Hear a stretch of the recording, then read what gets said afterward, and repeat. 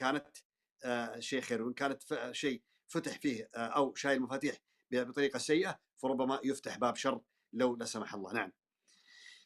أنا في دوامة. السلام عليكم يا شيخ. عليكم السلام ورحمة الله. يا شيخ أنا شفت آم، إنك تتحدث عن السحر الموروث، وممكن حالتي حالة عائلتي هي السحر الموروث. يا شيخ من كنت صغيرة يعني مانيش وحيدة، يعني كل بنات وكل أفراد عائلتي آه، عندنا مشاكل من الصغر، يعني من أخي الكبير وصل عمر 25 سنة. كان مؤذن في مسجد. بعدها ترك كل شيء واختفى مدة شهرين. لحد ما كاين فلاح وجدوا في مغارة. اللي ما حداش. نزلوه. فلاح يعني إيه. راعي غنم. إيه. لقاه في مغارة يا شيخ. لقاه في لقى مغارة. لقى أخوكم في مغارة، طيب وبعدين؟ نعم في مغارة.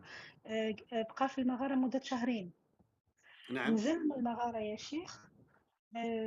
شخص ثاني ما يتكلم مع حتى شخص. يتحدث مع شخص كأنه معاه إنسان وشخص يتحدث معاه. آه، يعني ما يتكلمش إطلاقا. الحديث الوحيد أنه كأنه شخص وهمي يتحدث معاه. هذا بالنسبة لخويا الكبير وتوفاه الله يا شيخ. وهو في حالته هذيك، يعني في حالته صعيبة يعني، وتوفاه الله في هذه الحالة. بعدين إحنا يا شيخ شفنا كل من أنا مثلا يا شيخ كنت صغيرة، كنت نحس كأنه شخص يتبعني يمشي معايا وأنا صغيرة، يعني عمري 6 سنوات. بعدين وصلت لعمر 18 سنة. آه، كنت نحس يا شيخ كأنه شخص يتلمسني، يتحسس على جسمي. بعدين كأنه شخص يعني كأنه نايم معايا يا شخص، يعني يا شيخ نسمع حتى صوت الشخير يا شيخ. طيب. في طيب. مرة سمعت صوت شخير يا شيخ. قمت من مكاني، وكأنه هذاك الشيء اللي كان عندي آه، يعني بقوة لصقني في السرير يا شيخ.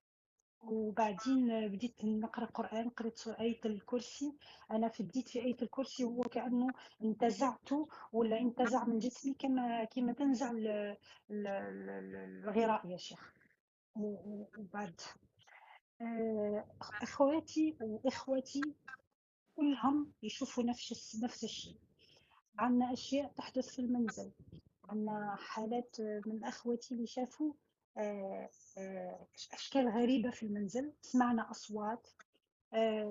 بدلنا المنزل، غيرنا المنزل يا شيخ. قلنا بالك المنزل هو اللي فيه المشكل، لكن للأسف طيب، رجعنا نشوف نفس الأشياء. حاولي تختصرين عشان الناس، في عدد كبير الناس موجودين يس. عندي. اختصري أنا لانه عارفة يا واضح شيخ. اصلا. اسمعي، انت من وين؟ انت من الجزائر؟ يس. نعم من الجزائر يا شيخ. واضح من الكلام هذا اللي قاعده تقولينه انت انه ربما يكون في احد تعامل مع ناس من اهل الكهوف ومن اهل الاعمال السحريه، خاصه الاعمال السحريه السيئه. اصلا السحر كله اسود، ما في غيره. اسود لانه شيء مؤذي، ما في شيء غيره. انا اخشى انه يكون، ربما يكون في من الاسره او من احد او من الاخ هذا اللي توفى الله يغفر له ويرحمه، ربما يكون كان في احد يتعامل وودوه الى هذا المكان. أخي يا شيخ. قبل أخي يا شيخ، حتى أبي كان عمره 16 سنة، كان يشوف امرأة تخرج له من تحت الأرض وتقول له تعال معاي، تعال معاي. يعني شوفي. حتى خاله حصنه، قال له ما بدي غير طريق. يعني من جدي، ممكن حتى جدتي كانت عندها أشياء تشوفها هكا يا شيخ. ما عرفناش المشكل هل المشكل سحر موروث ولا مشكل شوفي جنة يعني شوفي، انا ما كأشخاص. لحظه، لحظه، لحظه، انا ما اعرف شو اسمك عشان اتخاطب، لازم اقول لك يا دوامه. شوفي يا اسمي دوامه. كوثر. شوفي يا كوثر من الجزائر. شوفي، هذا الكلام اللي ذكرتيه انت، انا ما استطيع اني احدد اقول انه خلاص انه الاسره تعاملوا، لكن واضح انه في تعامل بالاعمال السحريه من قديم. يعني من قبل حتى الاب وقبل يعني من ايام الجدود، من ايام الجدود. لانه في للاسف الشديد في اسر يكون الجد او اللي قبله واللي قبله يجهلون في الدين، فتعاملوا بالاعمال السحريه وكانوا هم يعملون السحر للناس، ثم ترك بعدهم، والشياطين هذه اللي كانت تحت امرتهم او تحت سيطرتهم ربما بدات تؤذي او تتعلق او تكون دائما موجوده في حياه الابناء بعدهم وتتوارث. ما تترك العائله ابدا الا ان يشاء الله سبحانه وتعالى، او يجي احد من وسط العائله يكون الله سبحانه وتعالى اراد ان يكون من الصالحين، يرقي الاسره ويطهر المكان ويطهر المنزل ويطهر الاباء والامهات باذن الله سبحانه وتعالى بالقران حتى تستقر احوالهم. الخطر متى يكون الخطر؟ لما يكون في البيت رجل ساحر او امراه ورجل ساحر، سحره، وبعد ما ينتقلون يروحون يكونوا ماتوا على ضلال، ماتوا على سحرهم، ثم هذا السحر يكون يتوارث بعد ابنائهم، ليس مسحورين وانما سحره هم يعملون بالسحر، ثم يتركون يا بعدهم. شيخ قمنا برقية، رقينا يا شيخ. المشكل كل مرة نرقيو يا شيخ نلقاو نفس المشاكل. المشكل مرحبا يا مان. إنه وكأننا دخلنا في حرب، وكأننا في حرب. أنا شكرا يا عندي مان. أختي إيه ترقي. واضح واضح يا كوثر، أنا واضح عندي يا أختي كوثر. يا شيخ، حاليا أختي رقت أمي. قالت لي لقيت كأنه رسالة في المنام يقولوا لي حبسي الرقية ولا راح يصيب أمك مكروه. للأسف أمي حطت سجادة الصلاة حتى تصلي للأسف، وكأنه شخص يحملها في السماء ويسيبها يعني ويلقيها في الأرض يا شيخ، حتى تكسر حوضها يا شيخ، مكسورة الحوض اي نعم، حاليا. اي نعم يا كوثر، يا كوثر عشان ينتقموا يا نتفق. شيخ، ينتقموا منا انتقام، ماناش عارفين نخرجوا من هذه الدوامة يا شيخ. اي انا عارف، انا ايش قلت؟ قلت هذا انتقام، انا واضح كلامي، قلت هذا انتقام للشياطين وبقايا اثر من السابقين، فربما يكون فيه في الجدود احد هو من حضرهم وهو من جلبهم الى حد المنزل وتركهم في الاسره وانتقل، توفى راح مات وترك هذا الاثر بعده، يعانون ابناء من هذا الشيء. عشان كذا احنا نقول يا معشر السحره اللي موجودين وعندكم عيال، او انتم اللي تروحون للسحره وعندكم عيال، ثقه تامه ان دائره السوء تعود عليهم، ما راح يفلتون، فانتبهوا. لكن حياتنا يا شيخ حياتنا متوقفة. اللي متزوج عنده مشاكل في الطلاق، اللي ما تزوجش عنده مشاكل. وصلنا يعني عندنا مشاكل كثيرة في كوثر، الخلفة، في كوثر، الطلاق. إيه يا شيخ. يا كوثر، نعم. في مثل عندنا في السعوديه وخاصه عندنا في الجنوب يقول ثور قال حلبه. سمعتي بالمثل هذا؟ والحل يا شيخ؟ انا اقول ثور قلت يحلبه. والحل يا اقول شيخ؟ انا اقول لك الحل الوحيد انه التعلق بالله سبحانه وتعالى، كثره ترديد كلمه التوحيد لا اله الا الله وحده لا شريك له، محاوله البنات يتزوجون يفترقون، يعني حاولوا كل احد يروح في ديره، تتزوجون وتروحون تغيرون اماكنكم، تكثرون من كلمه التوحيد، تستغفرون الله سبحانه وتعالى، تتصدقون بكثره، تتوبون الى الله، تدعون للاموات منكم ان الله يغفر لهم ويسامحهم، تعفون عن الناس بكثره. هذا هو الحل الوحيد، ما في حل ثاني.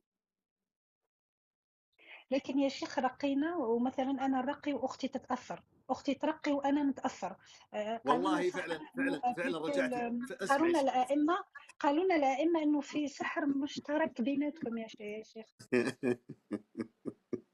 استغفر الله العظيم. والله فعلا اليوم انت جبتي الثور ولازم نحلبه، لازم نطلع والله يا حليب شيخ من أنا في الثور. دوامة يا شيخ، إحنا ما في في دوامة دوامه، يا ما في شيخ. دوامه، يا دوامه يا دوامه، والله ما في دوامه. انا قلت لك الكلام واضح. انت اقول كذا قلتي طيب احنا كذا، مرحبا يا مها، واضح كلامي. قلت لك ربما يكون في عمل معمول موروث، وربما يكونون اشخاص كانوا يتعاملون باعمال السحر ثم ماتوا وهم على هذا الامر وتركوه ما بعدهم. فيش حل للسحر الموروث يا شيخ، ما فيش انا حل. ايش قلت؟ الا في حل. قلت لك الحل كثره كلمه التوحيد، الحمد لله. الصدقه، الصدقه، كثره الاستغفار، دائما على طهاره، دائما على وضوء، فتح النوافذ يوميا في البيت عندكم وتعطرون المكان بذكر الله وبقراءه القران، بسوره البقره، بسوره الانفال، بسوره طه، بسوره كل القران، كل يوم سورتين، كل يوم من القران سورتين او 3 سور تشغلونها في البيت وتستمرون، تفتحون الدرج، تفتحون الابواب، تغيرون اماكنكم اذا وجب عليكم التغيير، تبحثون عن الاماكن اللي في البيت مهجوره وما فتحت وما غيرت. اسكتي يا مها، اسكتي يا مها يا داعمه.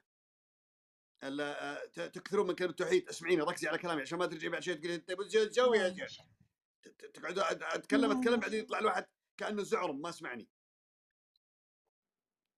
ركزي، لاني انا عندي مركزة يا رئتين، شيخ. انا عندي رئتين ولسان وشفتين، يعني انا ما عندي اكثر من كذا اقعد كل شيء اقعد اعيد الكلام على كل واحد يطلع، وانتم 12,000 وحته 11,000 وحتتين. ركزوا الله يركز عقولكم في روسكم تصيروا كويسين. الحين كلامي أنا واضح قلت مركزة لك يا انا. شيخ. افتحي الابواب يوميا، غيروا اماكنكم، شغلوا صوت الزلزله وصوت الصافات في البيت، اذا صار عندكم اثر في البيت، اما خروج نمل او ديدان او تشققات او تصدعات او سقوط شيء، معناته ان هناك في ربما يكون في هذا المكان عمل موجود مدفون، اخرجوه في ابطلوه. أصوات يا شيخ، في ما فيش اصوات في حشرات، في اصوات في أصوات، في اصوات أشكال، في في جن اس يتصوروا في الأخوتي وأخواتي، نشوفوهم يا شيخ نشوفوهم. بموت عليكم. انا لازم اقتل نفسي، لازم اشرب مويه ساخنه، لازم اشرب مويه حاره تغلي. جيبوا لي مويه من على النار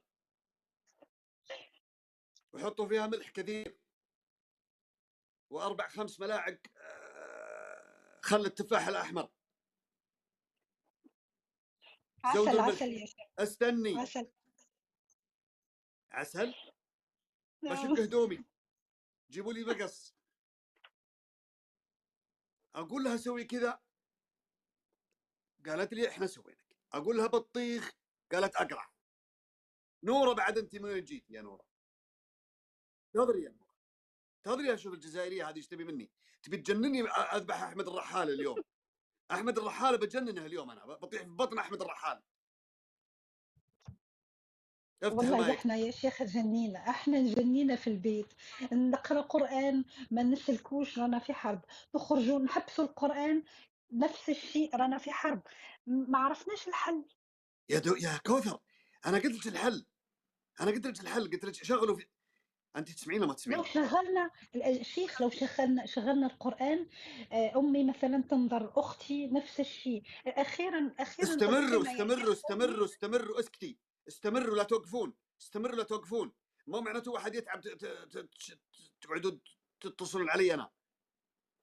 انزلي، انزلي يا كوثر. شكرا يا شيخ، بارك الله فيك يا شيخ.